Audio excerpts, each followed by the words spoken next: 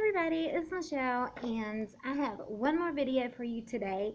And earlier, if you saw my ride with me video, I was telling you about some Hollywood murders and stuff.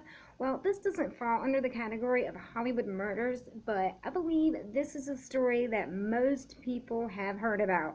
I don't know if you've heard all of these reasons that I'm about to share with you, but I think you've all heard the story of Lizzi Borden took an axe. First off, Lizzi Borden was born on July 19th in 1860 in Fall River, Massachusetts.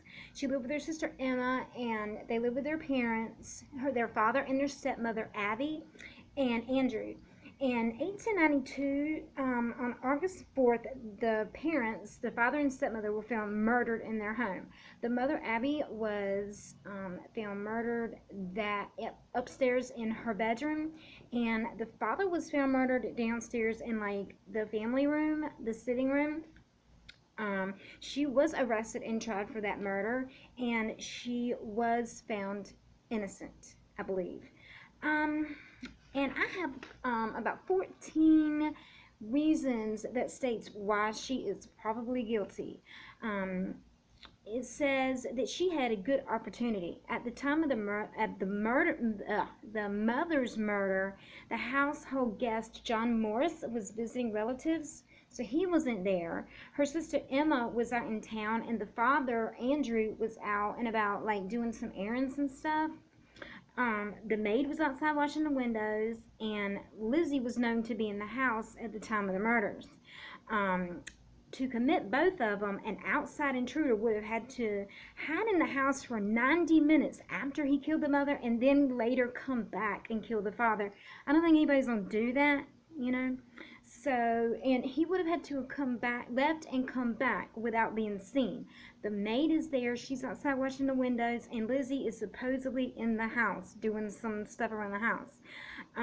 They said it looked like an inside job. The police had no signs of forced entry, but despite the fact that the Bordens habitually locked their doors, they always kept their doors locked.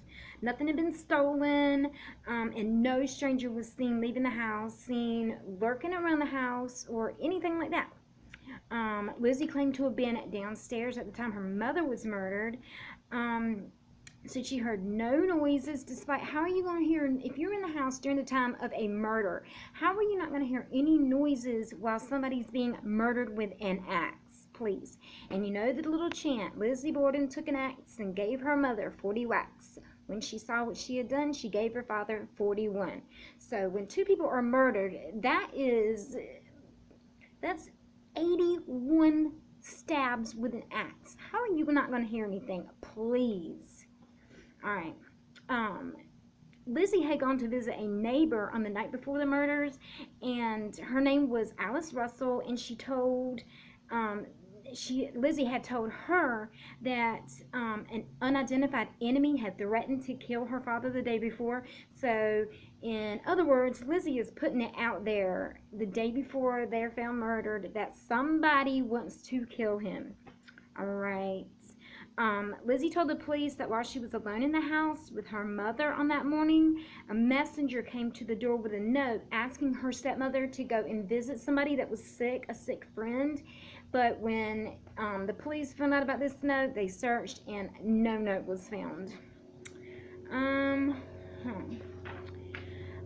August 3rd, that happens to be my daughter's birthday. Shouldn't have told you that. On August 3rd, which was the day before the murders, because the murders took place on the 4th, witnesses identified Lizzie at a drugstore called Smith's Drugstore. She was trying to purchase some acid, claiming that she was using it or gonna use it to clean a sealskin cape, but the drugstore clerk refused to sell it to her. When the maid came back later on when the maid came back inside the house after washing the windows, that was about 10:30 a.m., she reported hearing a laugh coming from upstairs. And she said she assumed it was Lizzie, and that she asked her about it, but of course she denied having been upstairs or laughing. Another thing I think too, I don't know if there was anybody else that was considered for this murder, but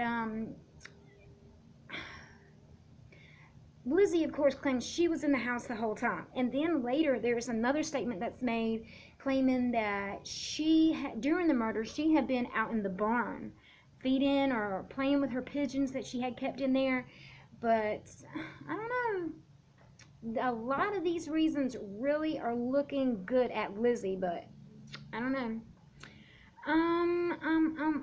Let me see. Okay, at the time of the murder of her father, Lizzie claimed to be in the loft. Here it goes. In the loft, in the barn, in the backyard. She claimed to have been in there for 15 to 20 minutes messing around with her pigeons that she had in like a little roost she had built. But later it was said that not long after she had told the police that, they went in there and they said, ain't no way, because they said it was so hot in there they couldn't even sit in there for 2 minutes, let alone 15 to 20. So yeah, there was no way. And also they had looked to see if there were any footprints, and mind you, they're there, I'm guessing not long after these bodies were discovered. The police are there, you know. And after she told them that, they're like, there's no way she has been in that barn that long. And they also checked for footprints leading up to or out of the barn. There were none. She had a very strained relationship with her father. I know that I did remember hearing that Lizzie had loved her pigeons. She had a bunch of pigeons that she kept in a barn in the backyard. She had built a roost for them, like a little thing for her pigeons. She loved her pigeons, but her father didn't like it. They say her father was very sort of a bitter like man, very controlling, very forbidding of a lot of stuff. And said that the reason he didn't want the pigeons to be there was because the neighborhood boys would come around Lizzie, and he didn't like that. And then that they would come in and break into the barn and steal the pigeons to hunt with, or they would hunt the pigeons in the barn. And also, because of all this, it was said or claimed that her father had beheaded all of her pigeons. So I don't think that, it says they had a very strained relationship. I don't think that's something that Lizzie would have taken kindly to. She also had a very strained relationship with her stepmother. When the police, they said that they ate their meals separately, they rarely talked, and also after she's been murdered, okay, if you care about your stepmother, you're gonna, I mean, after you've realized that she's been murdered, you're not going to speak out of the way about it, right? It says that the police, when they questioned Lizzie, they referred to Mrs. Borden as your mother, and she was like very insistent upon the fact that she was not her mother, she was her stepmother. I'm sure that raised some eyebrows from the police. It seemed like, okay, I told you about that. The father beheading the pigeons, not allowing her to have them because of the boys. In 1891, some cash and jewelry were stolen from the home, from the master bedroom, from the Mr. and Mrs. Borden, and it said it was commonly known that it was Lizzie that had done it. Also, some eyewitnesses in town said that a lot of like some shoppers or some store clerks and stuff like that claimed that she was shoplifting, and she did that on many occasions. That doesn't really say or show that she killed anyone. It just shows that her character, her personality, you know. A week before the murders, following a family argument, Lizzie and her sister Emma left Falls River. She lived in Falls River, Massachusetts, okay? They left to go to New Bedford, her and her sister Emma. And when Lizzie came back, she chose to stay in like a boarding house type of thing, or a hotel, something like that.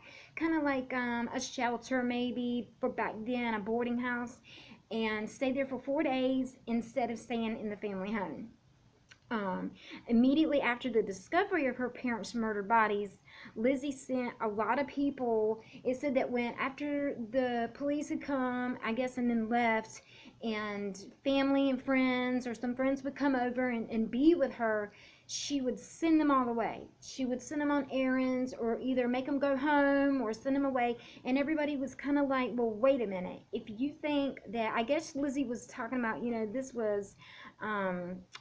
It had to have been an intruder. Oh, and I think I skipped something. It was talking about how Lizzie had seen numerous times within the week of the murders, that she had seen a strange man lurking around the house, coming up in the yard, just hanging around, and but yeah, when the family and friends were coming by after the murders had happened and the police were gone, she was sending them all away, and everybody was like, if you think that there is someone hanging around or has been around here and they could have possibly killed your parents, why are you going to want to be alone? Okay?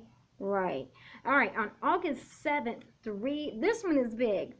3 days after the murders on August 7th, Alice Russell, which was a friend of Lizzie's, um, was at the home with her and said that she was smelling something and she didn't know what it was. And Lizzie was in the kitchen and she said that she went in there and was like, "What are you doing?" And she saw that Lizzie was burning a dress in the kitchen, and she said, "Oh, this is an old dress that happens to have old red paint on it." Okay. Yeah, it's red paint.